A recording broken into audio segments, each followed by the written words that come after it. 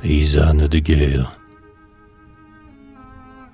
Héroïque, elle aussi, de cœur haut, de bras fermes, la veuve paysanne à qui, depuis 20 mois, incombe les labours, les marchés, les charrois et le gouvernement tout entier de la ferme.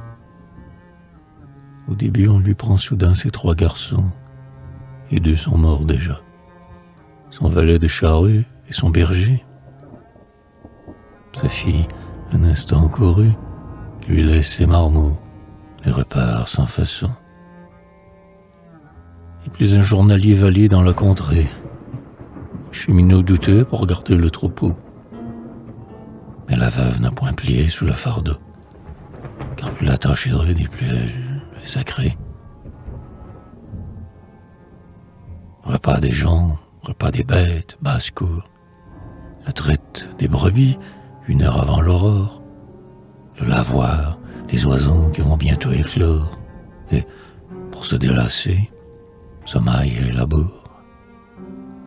Car elle guide aussi la charrue et la herse, ses pieds dans des sabots et ses jupes au vent, à travers les guérets, les corbeaux la suivant, dont le cri de malheur par instant la transperce. Il faut porter le lait au village lointain, faire aiguiser le soc et la pioche à la forge, aller moudre au moulin perdu dans quelques gorges, mettre le bois au four et la pâte au pétrin.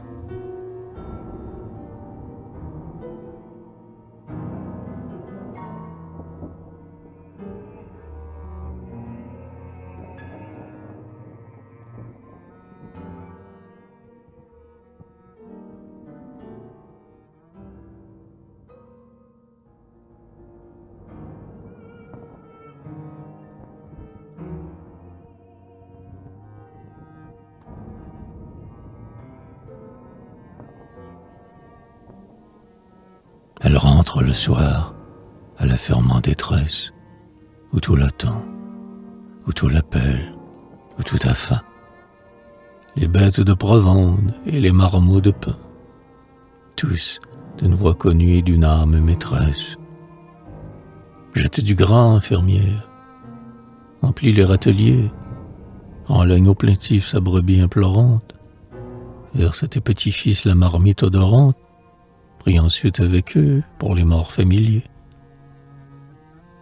Pour ton mari, parti le premier, avant l'heure, pour ceux de tes enfants soldats déjà fauchés, sans qu'on puisse savoir où leurs corps sont couchés, et pour d'autres encore, qu'aux alentours on pleure.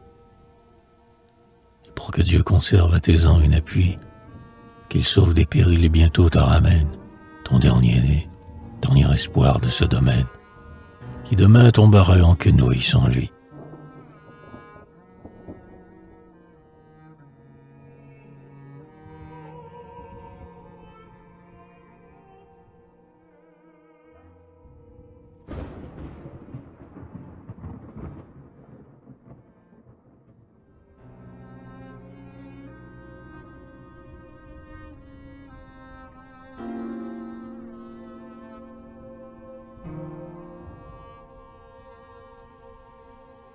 Puis, quand tous dormiront, marmots, vachers, servants, toi, veille encore, reprise ou raveau de débat.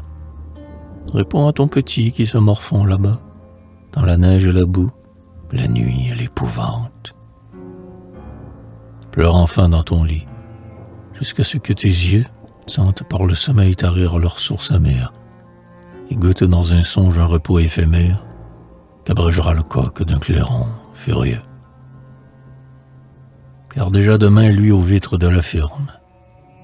Debout, fermière, il lutte ainsi jusqu'à la fin, contre le deuil, l'absence et la terre et la faim, dans un combat dont nul ne peut prévoir le terme. Lutte pour conserver les bois, les champs, les prés, le nom et le renom de la maison ancienne qui te prit jeune femme un soir et te fit sienne, t'enchaînant jamais par des liens sacrés.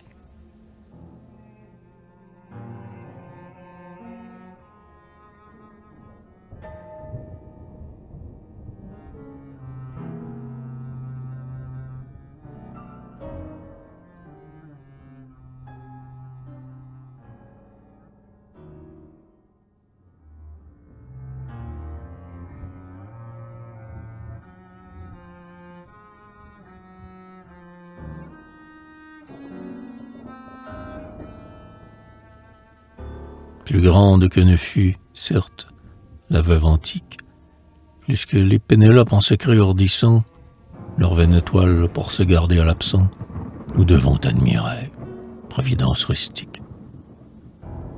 Aussi, quand nous aurons chassé l'envahisseur, et que nous fêterons la sainte délivrance, je voudrais qu'on te mît, toi, mère, ou veuve, ou sœur, au milieu des héros, à la place d'honneur, gardienne du sol, paysanne de France.